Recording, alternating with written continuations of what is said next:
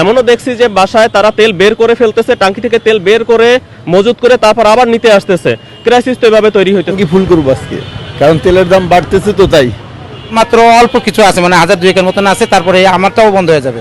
চিন্তা করলাম এখান থেকে একটু কিছু তেল নিয়ে যাই, তেল তো আমার আছে, তারপরেও 2-3 লিটার জার ঢুকে এটা ঢুকে নিয়ে যায়, এই জন্যই আর কি দাঁড়ানো।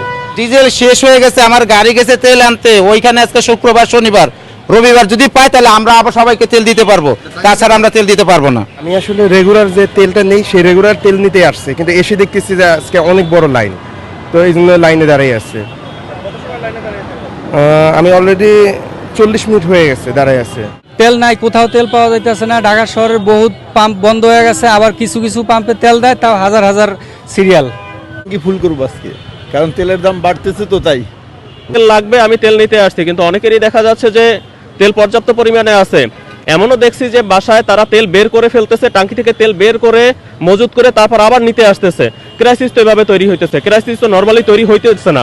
এখনো বলা হয়েছে যে 15 থেকে 18 দিনের তেল আমাদের দেশে মজুদ আছে, আর এখন পর্যন্ত হরমুজ প্রণালী থেকে তেল কি পুরোপুরি দেওয়া বন্ধ হয়েছে? তাও তো বন্ধ হয়নি। তো এত তাড়াতাড়ি আমাদের এই যে ব্যবসায়ীরা এরা যে কৃত্রিম সংকটটা তৈরি করলো, এটা তো ঠিক না।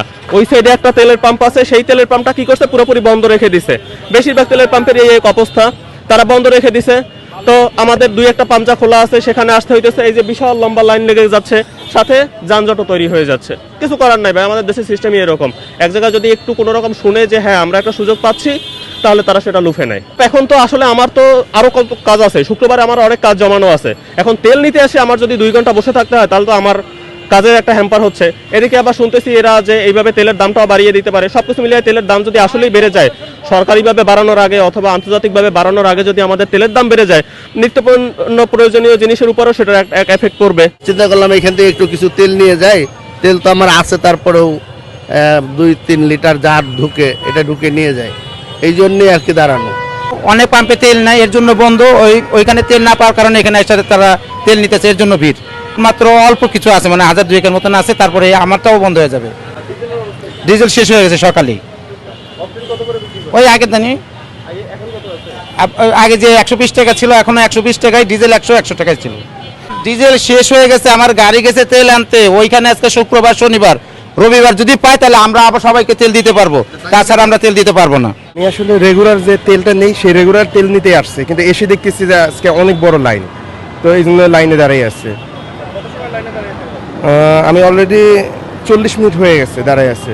তেলটা আছে, তেল তো এখনো বলেনি যে তেল নাই বা ই নাই, তারপরও মানুষ হঠাৎ করে কোনো একটা কারণে হয়তোবা তেল থাকবে না বা স্টক শেষ হয়ে যাবে, এরকম একটা আশঙ্কার জন্য হয়তোবা সবাই তেল নিয়ে রাখতেছে।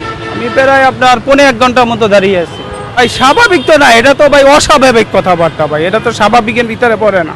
কারণ আমি আসতাম না, আমি আসছি আমার গাড়ি পুরো শূন্য, এই কারণে আমি তেল নিতে আসছি, না হলে আমি এই তেল নিতে আসতাম না। কিন্তু যেই অবস্থা, মানে তেল ঠিকই আছে, কিন্তু এটা মানুষের হয়রানি করা, কিন্তু তেল আছে, অনেক পাম্প বন্ধ করে দিচ্ছে। কি কারণে? ওই দেখছে বাহিরের রাষ্ট্রে যুদ্ধ, মানে তেলের দাম বাড়ানোর কারণে, মানুষের কষ্ট দেওয়ার কারণে, এই জন্য আপনার মানুষ প্রচণ্ড কষ্ট করতে আছে। অবশ্যই একটা পদক্ষেপ নেওয়া দরকার। এরকম বাঙালি মানুষ আর কি বুঝতে চায় না। তো সংকটের কিছুই না, মজুদ আছে আমাদের তেল, সরকার বলছে আমাদের তেলের মজুদ আছে। তো এরকম মানে এত কিছু আগে ভরপুর তেল নেওয়ার কোনো প্রয়োজন নেই। যার যতটুকু দরকার সে ততটুকু তেল নিয়ে চলাচলি করুক, তারপরে এই সমাধান। এরকম ভিড় লাগবে না তার কি। সত্যি কথা বলতে গেলে সরকারের এখন পর্যন্ত যারা আছে, সেটা একদম উপরের পদস্থ থেকে নিচু পদস্থ পর্যন্ত, তারাই নিজেরা এখন পর্যন্ত শক্ত করে বসতে পারে নাই। ব্যবসায়ীদের সাথে যদি এখন তাদের যদি একটা সংঘর্ষ অথবা সমস্যা তৈরি হয়, সেটা সরকারের মনে হয় এই নিউ সরকারের জন্য একটা সমস্যা, যার কারণে সরকার শক্ত পদক্ষেপ নিতে পারতেছে না।